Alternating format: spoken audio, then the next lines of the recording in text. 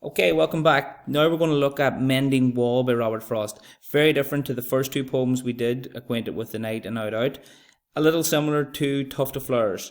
Okay, so we're going to look at this poem in the context of what's happening in today's world with the coronavirus and social distancing, where we're encouraged to put up barriers and distance between ourselves.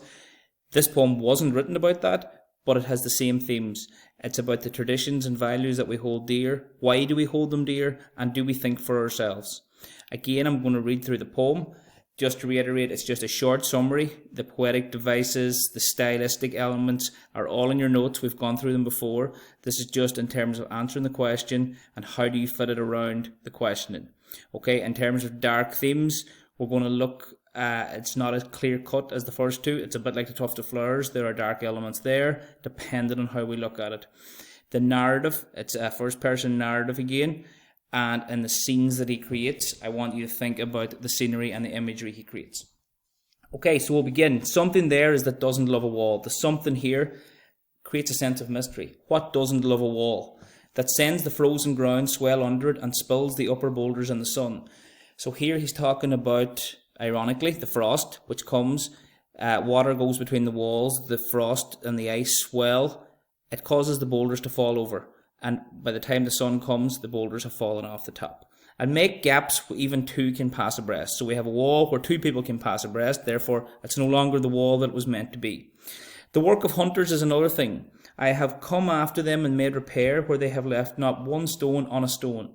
But they would have the rabbit out of hiding to please the yelping dogs. Now we're talking about creating scenes here. The rabbit out of hiding to please the yelping dogs. The hunters jump over walls, they tramp over walls in order to get their prey. The gaps, I mean, no one has seen them made or heard them made, but at spring mending time we find them there. So again, the sense of mystery is reiterated. Something is there, no one sees them do it. What is it? I let my neighbour know beyond the hill, and on a day we meet to walk the line. Creating the scene, we meet to walk the line and set the wall between us once again. Look at the division that is created, okay? Social distancing, each side of the wall. We keep the wall between us as we go. It's as if they can't cross over. Okay, very important. To each the boulders that have fallen to each, so they take responsibility for what is theirs. Okay, if you think of neighbours quarrelling, this is how they stop it, because everyone takes responsibility for what they're doing. Okay, just going to change the slide. And some are loaves and some are almost balls. Okay, so he's just describing some of the types of stones. Okay, again, setting the scene. We have to use a spell to make them balance. Okay, the sense of mystery again. We're going to use a spell to make them balance. Anyone who works in construction will tell you need to make them level. Okay, so we have to figure it out. Stay where you are until our backs are turned.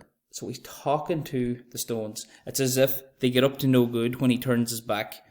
We wear our fingers rough with handling them. Oh, just another kind of outdoor game, one on a side. So he describes it as a type of a game. Okay, this is a game they play.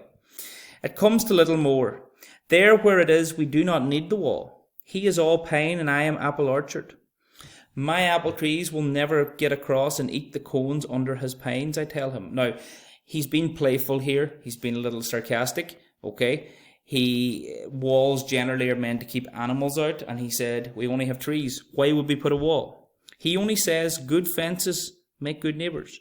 It's a little saying that he has, and he lives by it. Why does he live by it? We'll find out. Spring is the mischief in me, and I wonder if I could put a notion in his head. Okay, this may be known as, in some quarters, playing the devil's advocate. Even though he agrees with him, he's going to try and change his mind. Why do they make good neighbours? Isn't it where there are cows? But here there are no cows. So he's questioning his beliefs. As often people question our beliefs, and we argue back. Why do we argue about our beliefs? Before I built a wall, I'd asked to know what I was walling in or walling out, and to whom I was like to give offence. Something there is that doesn't love a ball and wants it down. Okay, he's suggesting that nature, okay, he's personifying nature in a way and saying, it doesn't want the wall, that it's unnatural to build walls. I could say elves to him, but it's not elves exactly. And I'd rather he said it for himself. He wants him to make up this for himself. I see him there, bringing a stone grasped firmly by the top in each hand, like an old stone savaged arms. Okay, uses a simile here. Okay, S for simile. A old stone, he's comparing him because of his thoughts and the fact he can't think for himself. He's calling him a savage. He moves in darkness, as it seems to me. Okay, darkness in this, not in the same way as acquainted with the night. The darkness here is lack of knowledge. Maybe it's a certain type of ignorance. He's not willing to move forward. Not of woods, only in the shade of trees. He will not go behind his father's saying. Okay, so his father told him something, he doesn't question it. An unquestioned belief because his father said it, that it must be true. And he likes having thought of it so well, he says it again. Good fences make good neighbours. Okay, think of it in the context of today's world, where we're asking people to make sure to put distance between them, to make sure there's a fence between everyone, to build boundaries between us.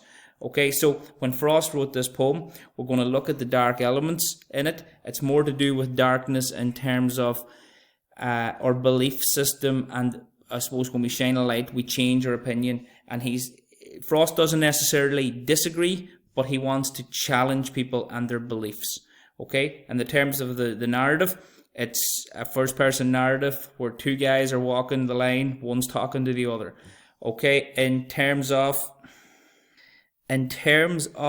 the third part of the question, which is the scenery, it's very, very clear. There are two sides, a wall between them, and they keep building it, showing that there must be division between people. It's a bit like the Tuft of Flowers, where he goes between that all men are alone and that they work together. Here, we must see that even though we're on the same planet, we do have to build boundaries and division between ourselves.